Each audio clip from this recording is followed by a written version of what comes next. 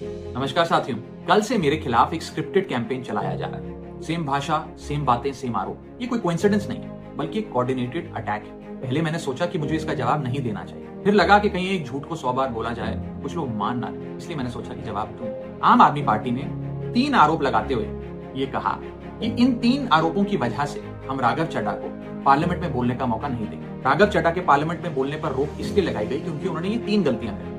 मैं एक एक करके इन तीनों पर आपसे बात करना चाहता हूं। पहला आरोप कि जब ऑपोजिशन पार्लियामेंट से वॉकआउट करता है, सदन से वॉकआउट करता है, तो राघव चड्ढा वहीं बैठे रहते हैं, वो वॉकआउट नहीं करते। ये सरासर झूठ है, सफेद झूठ है। मैं चुनौती देता हूं, एक इंस्टेंस, एक दिन ऐसा बताइए जब ऑपोजिशन ने वॉकआउट किया हो और मैंने उनका साथ ना दिया हो, मैं साथ में वॉकआउट नहीं किया हो। और पार्लियामेंट में तो हर जगह सीसीटीवी कैमरा है, आप सीसीटीवी कैमरा निकाल कर दिखा दीजिए, दूध का दूध और पानी का पानी। दूसरा आरोप लगाया कि राघव चड्ढा ने चीफ इलेक्शन कमिश्नर के इंपीचमेंट मोशन पर, यानी कि मुख्य चुनाव आयुक्त को हटाने वाली जो याचिका थी, उस पर साइन करने से मना कर दी। दूसरा सफेद झूठ, ना मुझे आम आदमी पार्टी के किसी भी नेता ने इस मोशन पर साइन करने के लिए कहा, ना औपचारिक तौर पर कहा, ना अनौपचारिक तौर पर कहा।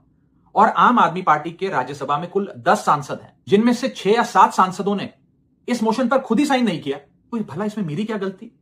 खाली सारा दोष मुझ पर ही क्यों बढ़ा जा रहा है? और इस मोशन के लिए राज्यसभा में कुल 50 सिग्नेचर चाहिए होते हैं, यानी कि 105 विपक्षी सांसदों में से मात्र 50 सिग्नेचर से ये याचिका पूरी हो जाती। तो इतना शोर क्यों?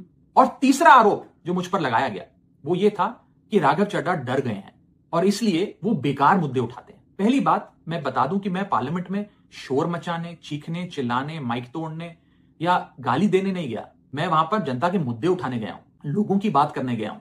और मैंने कौन सा मुद्दा नहीं उठाया?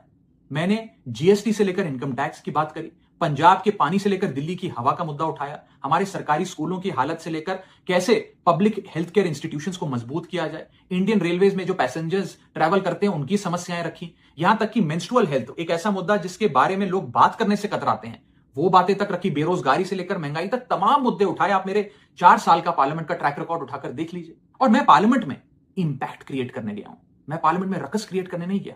ये टैक्स पेयर के पैसे से जो पार्लियामेंट चलती है, उस टैक्स पेयर के मुद्दे उठाने में पार्लियामेंट में गया। अंत में मैं बस इतना कहना चाहता हूं कि जो लोग आज मुझ पर आरोप लगा रहे हैं, झूठे आरोप लगा रहे हैं, कि हर झूठ को बेनकाब किया जाएगा और हर सवाल का जवाब दिया जाएगा, क्योंकि मैं घायल हूं, इसीलिए घातक हूं।